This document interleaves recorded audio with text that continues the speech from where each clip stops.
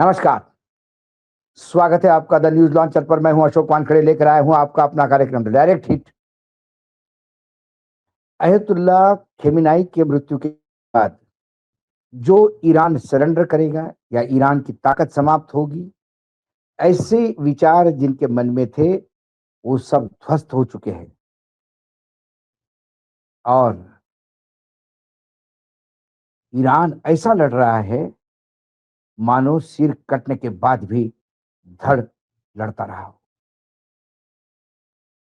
खबर बहुत, क्योंकि आज दिन भर की खबरें यदि कल की आप देखें, कल परसों की, तो ईरान इतना आक्रामक हो गया कि शायद ही कोई अमेरिका का मित्र देश छोड़ा जहां उसने नुकसान नहीं पहुंचाया।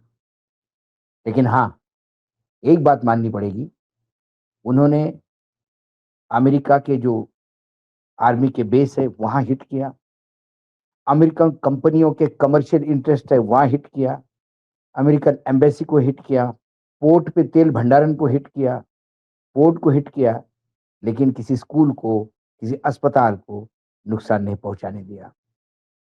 और हम, मतलब जो यहाँ गोदी मीडिया है, वो ईरान को विलन समझता है। रोज नई स्ट्रेटेजी वहां से जब धमकियां आती है कि अब हम और कड़ा हमला और कड़ा करेंगे, जब इजराइल और अमेरिका से, तो ईरान ने भी अपना पूरा प्लानिंग बदल दिया। और जो प्लानिंग बदल दिया, वो प्लानिंग इस हिसाब से है कि सिर तो कट जाएगा लेकिन धड़ लड़ता रहेगा। इसके मायने क्या है? मोजेक डिफेंस प्लान को इंट्रोड्यूस किया।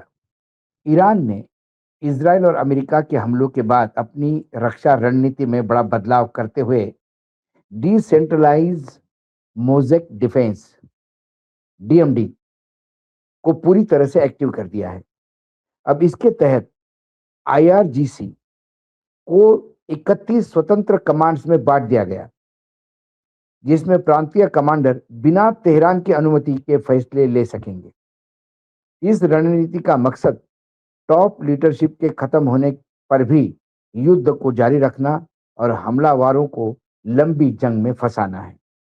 वो अक्सर होता था कि सेनापति चला गया या राष्ट्राध्यक्ष चला गया या सुप्रीम कमांडर चला गया तो सरेंडर होता है। ईरान ने एक नई युद्ध नीति अपनाई और कल भी इसका थोड़ा बहुत आपने जिक्र किया था, क्योंकि खेमेनेई के अंडर डायरेक्ट आईआरजीसी है और जब तक नया सुप्रीम कमांडर नियुक्त नहीं होता तब तक आईआरजीसी मौत के बाद भी खेमेनेई के दिए हुए मौत के पहले के जो आदेश है उसी का पालन करेगी। और उसी के तहत हमले हो रहे थे। मिडिल ईस्ट की जंग अब एक नए मोड़ पर है, जहां पारंपरिक युद्ध के नियम बदल गए हैं। इजराइल और अमेरिका की एयर स्ट्राइक ने भले ही ईरान के सेंट्रल कमांड सिस्टम को चोट पहुंचाई हो, लेकिन ईरान ने अपने तरकश में सबसे घातक तीर डिसेंट्रलाइज मोजेक डिफेंस डीएमडी निकाला है। इस नई रणनीति के तहत इस्लामिक रिवॉल्यूशनरी गार्ड कॉर्प्स यानी आईआरजीसी को 31 स्वतंत्र यूनिट्स में बांट दिया गया। अब तेहरान में बैठे बड़े अधिकारियों के आदेश का इंतजार किए बगैर हर प्रांत का कमांडर खुद यह तय करेगा कि उसे कब मिसाइल दागनी है, कब ड्रोन से हमला करना है।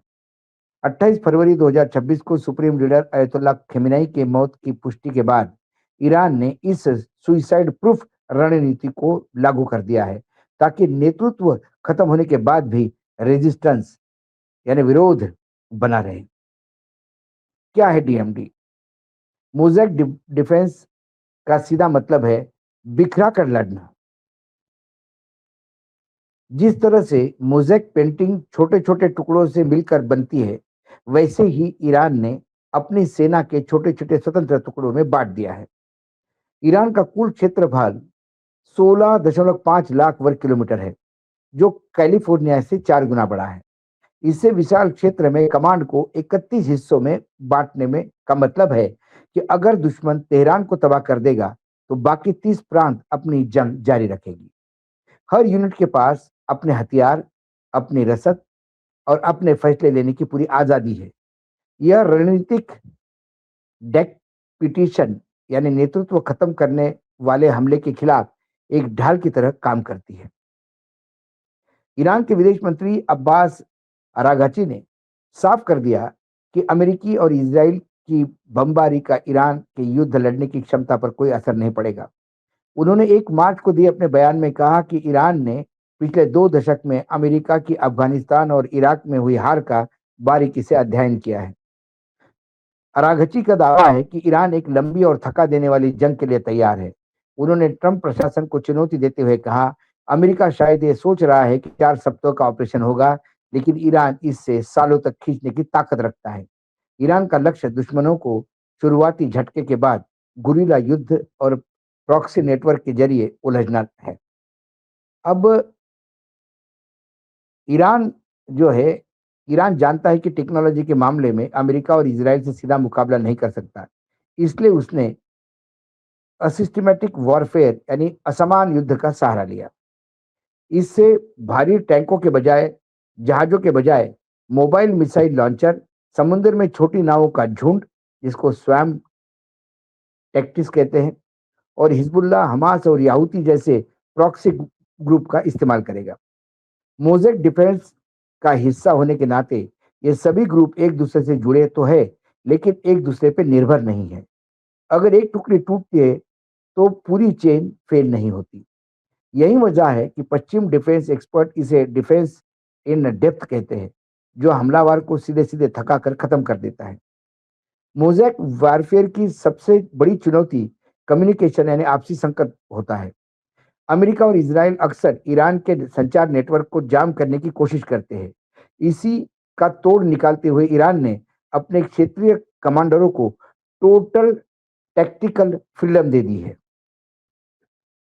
इसका मतलब यह है कि अगर तेहरान से संपर्क भी टूट जाए तो कमांडर अपने सूझबूझ से हमला जारी रख सकते हैं।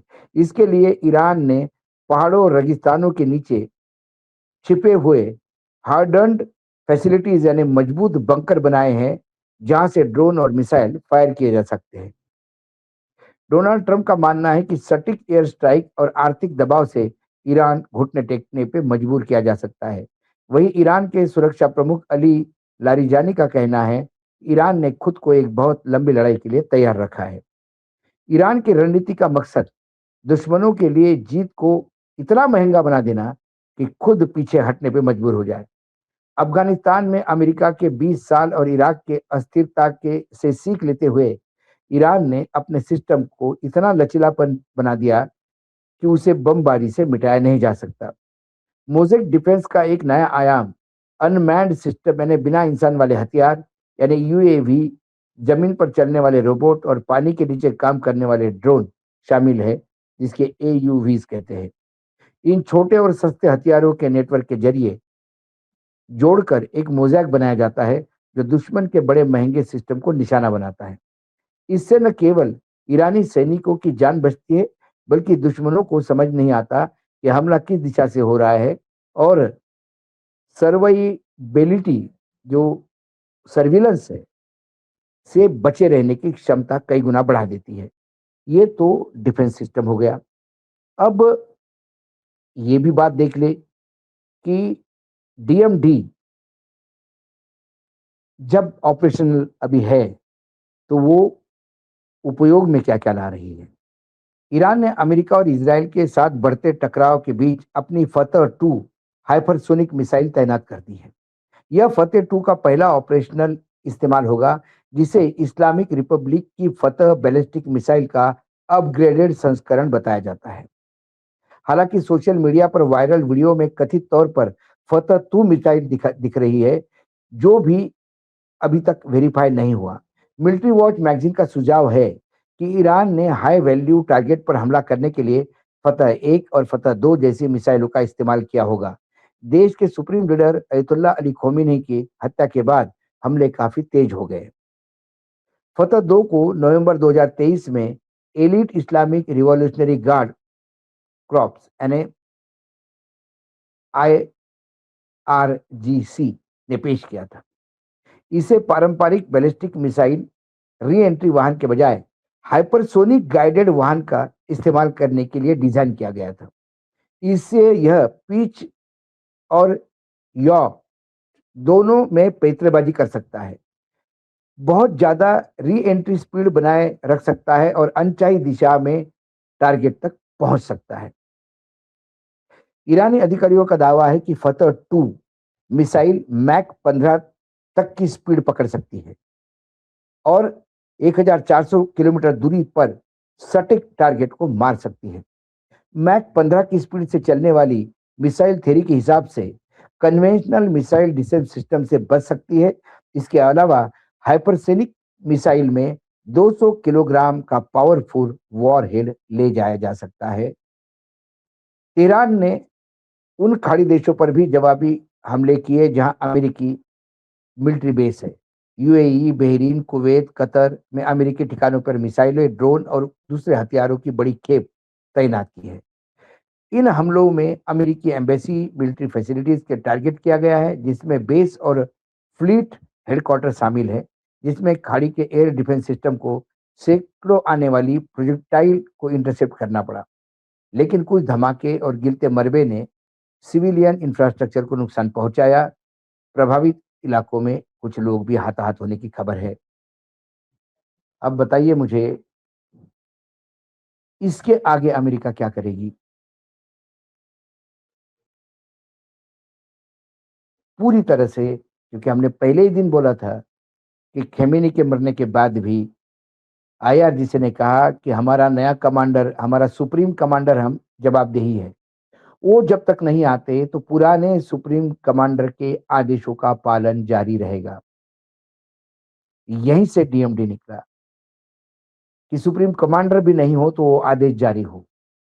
इसलिए 31 अलग-अलग यूनिट में लोग बँटे हैं, सब स्वयंभू हैं और सबको अपने निर्णय लेने हैं, ताकि कम्युनिकेशन भी एक-दूसरे पे यदि फेल हो गया, तो आप इंडिपेंडेंटली लड़ सकते हैं, कोई लड़ाई कहीं रुकेगी नहीं। ये क्या लड़ाई साल भर चलेगी? जितना गोला-बारूद अमेरिका और इज़राइल ने यूज़ किया है, वेस्टर्न एक्सपर्ट कहते हैं कि अभी तो उनके पास भी शॉर्टेज पड़ेगा, यदि लंबा खिंच गया तो। संकट और गहरा होते जा रहा है और ये संकट कहीं परमाणु की तरफ ले नहीं जाए, डर यही है। आज डायरेक्ट हिट में इतना ही, कल फिर आता हूँ किसी विषय के साथ, तब तक के लिए नमस्कार, देखते रहिएगा न्यूज़ लॉन्चर।